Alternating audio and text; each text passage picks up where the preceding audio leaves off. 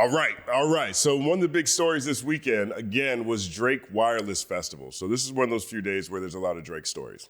And normally I wouldn't cover this because I generally don't really just cover what happens at festivals, but there was a lot of things that took place at this Wireless Festival. Wireless Festival is a huge festival in the UK. And massive attendance from what I can tell. Drake performed 3 nights. He did a hip hop night, as I understand it, an R&B night, as I understand it, and then a Caribbean rhythms night, as I understand it. And the Caribbean rhythms night, the Caribbean night, that was cut short due to time constraints. Time constraints cut that set short. He brought out Lauryn Hill on stage to perform, and a bunch of guests. Skepta, he brought out on stage a bunch of people. Okay. Typical festival type things. But then there was this part during the festival, right before he brought out Skepta, where Drake said, the UK has the best lyricists. Let's take a look. Shit tatted on me. This is my brother right here, a real fucking legend. First of all, I don't know why he keeps doing that. He says, I got him tatted on me. He's my brother, a real legend. Now, I guess he's talking about Skepta. I think he's got Skepta tatted on him. But that LeBron James tat didn't work out well at all. And he actually he removed the LeBron tat and put Shea Gilgeous Alexander.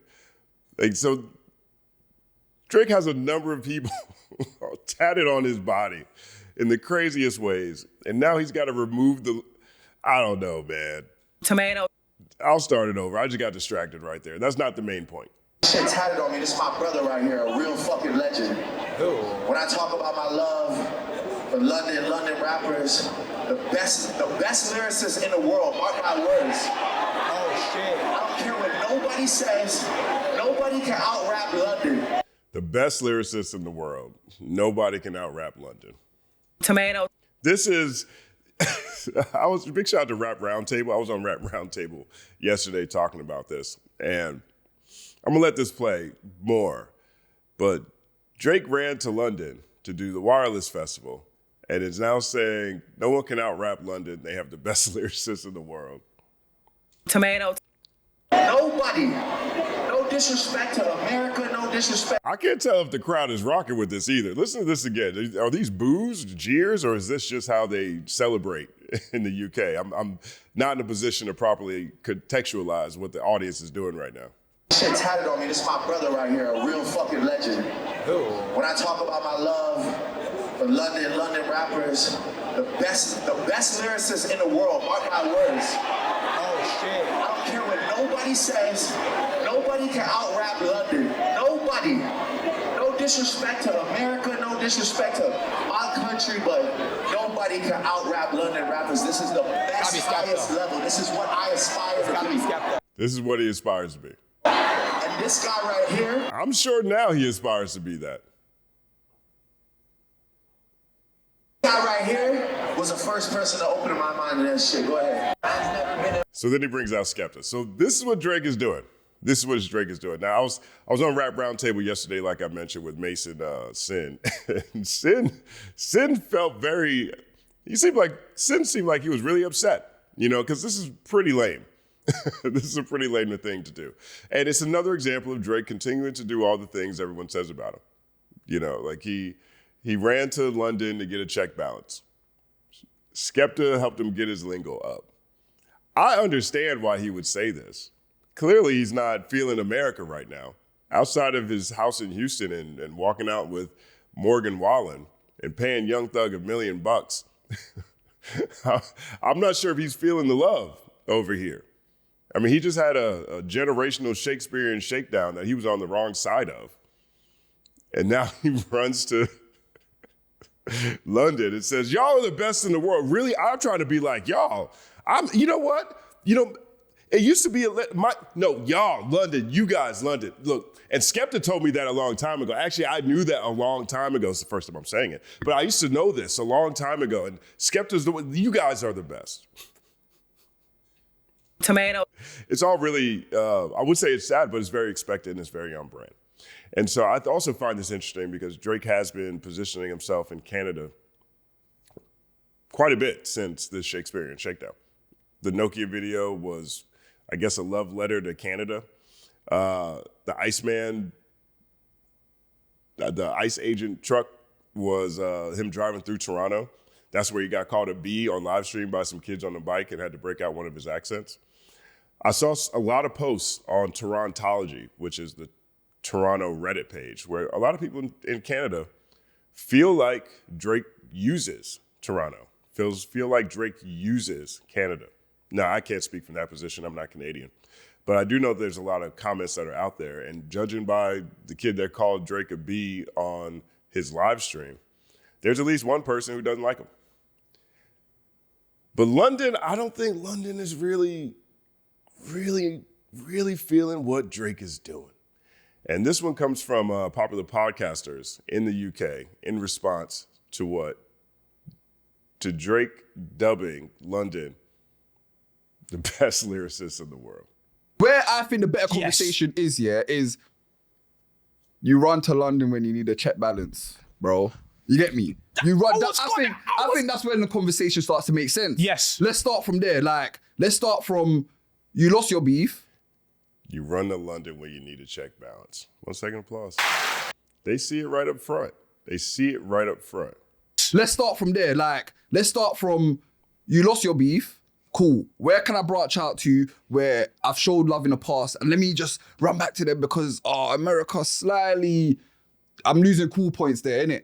And they're reading it. They're reading the whole thing. 1 second applause.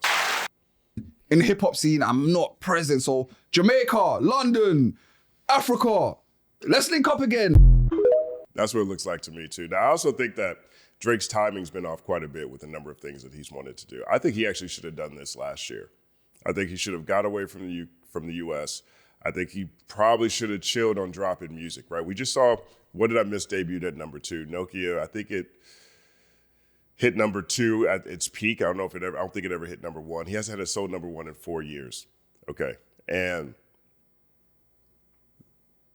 there's maybe one other song that was really sticky off of Some Sexy Songs for You. And then he released like 15 joints last year. So maybe 2, 3, 4 for 40, 4 for 30 something. He's not batting a high hit rate. He went to Australia during the Super Bowl just to be out of America. I feel like he should have ran it up on an international tour last summer. I feel like he should have just been touring this whole time and staying away from all this stuff. And now when he's going outside, everything looks like it's in response. And because he is genuinely hurt by this, I think most people would if you have the entire world calling you a PDF in one of the biggest songs in rap history. If you got completely owned to the point where you're suing your record label over a diss track, but you're still too scared to sue the guy who made it. When you look at the levels of brand damage that he has taken, I'd argue self-inflicted. This is why I don't have that much empathy for him. It's hard for me to have empathy for people who get everything that they put out, right? It's difficult to have empathy because it almost seems like this is what they wanted. So I could understand wanting to go run it up. I feel like he should have done it last year, right? And coming out here and saying stuff like London's the best, they're reading this. Here's another clip from that same conversation. Let's be honest. Drake's sound has evolved, but Drake, throughout his career, he hopped on dancehall, hopped on Afrobeats, hopped on UK grime. That Atlanta verse, going back to UK Rapper Point. They're calling it out. Look at that. He's hopping on all this stuff. This is part of the criticism that people have had for Drake for a long time, way before the Shakespearean Shakedown took place, way before. He was the type of person who would run to whatever's hot, jump on it, act as if he was the reason it became hot, and then at the same time, leave a lot of guys hanging. And London is checking this. I like this. That Atlanta verse, going back to UK dancehall, hopped on Afrobeats, hopped on UK grime. That Atlanta verse, going back to UK Rapper Point, applies to us. Yeah. He used us for our cultural currency because, to be fair, Toronto... He used us for our cultural currency. Yeah, 1 second applause. Sounds about right to me. Us. Yeah. He used us for our cultural currency because, to be fair, Toronto culture and UK culture do have some parallels and similarities. Yeah. But even Drake's Toronto accent has been brought into dispute because we've seen old videos of him like kind of denouncing the accent. Yeah, that sounds like another fact to me. I mean, I remember that video. You guys remember that video? 1 second applause. I didn't grow up in Toronto traditionally. But the point I'm making is that Kendrick is basically saying that I'm not a fraud to this culture. This culture acknowledges me and understands me, and I understand this culture. That's why I can use it. And it goes back to line Euphoria, where he's like, you move to America to emulate heritage. This is West Coast heritage. Run to America to imitate heritage. They can never imitate this violence. Such a crazy line. 1 second applause. I love that line. In Euphoria, where he's like, you move to America to emulate heritage. This is West Coast heritage. Yeah. This is me. And this is why this is the biggest song on the track. Because it's so authentic to who Kendrick is. And that's why online, the West Coast have adopted this as their anthem. Because this is culture. It's not about you being mixed race. It's not about you being black. It's about you are not of a lineage, a cloth, a culture within hip hop. West Coast culture within hip hop is quintessential to this medium that we all get to eat off of. And I am a beneficiary. I'm a descendant of greats. I'm a descendant of Pac. I'm a descendant of Dre. I'm a descendant of all these man. Kendrick is on this verse spitting like he's fucking sugar free. Yeah. 1 second applause. I hear nothing but facts. Am I wrong about that? Let me know in the comment section. So that is what the response is to this. You know, I'd be kind of offended if I was Atlanta. I mean, he just paid Young Thug $1 million to be cool with everybody. I'd be kind of offended if I was Canada. You know, he's just running around trying to figure out where his next meal ticket's going to come from. Now, as far as the overall Wireless Festival, very mixed reviews. Very mixed reviews. It looks crazy. Like the crowds looked amazing. And him hosting a festival 3 days in a row doesn't happen very often, right? And just people in general hosting a festival, same headliner 3 days in a row, doesn't happen often. But check the headlines. Here's NME, says, Drake Live at Wireless 2025, expertly curated, but its host lacks conviction. The Six Gods 3-night takeover should have been a crowning moment, but the rap world's biggest star seems more lost than ever in the role he created for himself. Yeah, sounds about right. 1 second applause. He needs a role model, a hug or something, or therapy. This doesn't look healthy at this point in time. Here's The Guardian. Wireless Festival review. Drake's disjointed 3-night headline run smacks of desperation. An all-star lineup of supporting turns, including astonishingly Lauryn Hill, show up to bolster the beleaguered megastar, but this is a very scrappy affair. Yeah, they're not feeling it either. Here's another one, The Independent. Nostalgia and a Lauryn Hill cameo can only take Drake so far at Wireless Festival. 3 stars. Licking the wounds from his feud with Kendrick Lamar, the rapper isn't afraid to wield the power of his address book when he needs it the most. Here's another one from The Sun. Drake fans left furious as rapper ends Wireless 2025 set after just 40 minutes. This is day 3. Disabled fans were reportedly struggling to leave the festival. Disabled fans. Wheelchair Jimmy is making it difficult for disabled fans to get out the festival. Now, to be fair, this seemed like this was partially because of a curfew that was imposed on the venue. They cut his mic off. I saw in one report, they took down his graphics and put up directions to the nearest subway and exits. So I don't know if this one is his fault as much, but just think about that. Disabled fans were reportedly struggling to leave the festival because of Wheelchair Jimmy. Tomato. London ain't buying it. London ain't buying it. Here's one more. The Times, Drake at Wireless review. No wonder he lost the feud with Kendrick. The Canadian kicked off his 3-night headlining gig at North London Festival with a disappointing show despite a last-minute star turn from Lauryn Hill. I mean, it's all happening. I'm happy to see that everyone understands what Drake is doing. He's been doing this for a very long time. And so I am happy to see that these cats in London are not taking the bait. Even though maybe Skepta and him collaborated behind the scenes, because we have Skepta challenging America right now because they're the best lyricists in the world. And we heard what Skepta showed up with to battle Joyner Lucas. Raps Piston Honda, the first belt you need to get.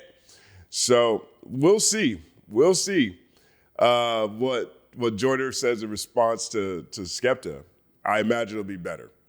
My money's on Joyner Lucas at this point in time. But all of this is what happened at Wireless Festival.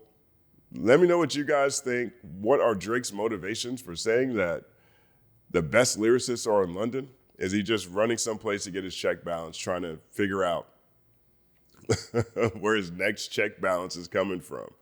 And is all of this sad to you, or is this much ado about nothing? My name is Justin Hunt. Like, subscribe to the channel. Follow @TheCompanyMan on everything, including the Company Man podcast, where you listen to podcasts. It's all happening.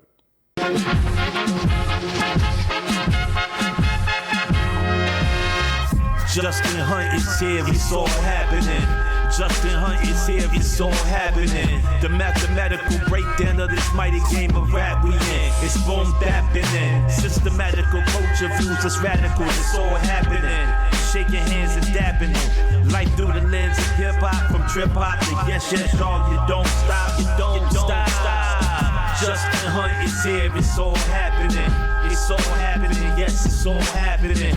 Justin Hunt is here, it's all happening. It's all happening, yes, it's all happening.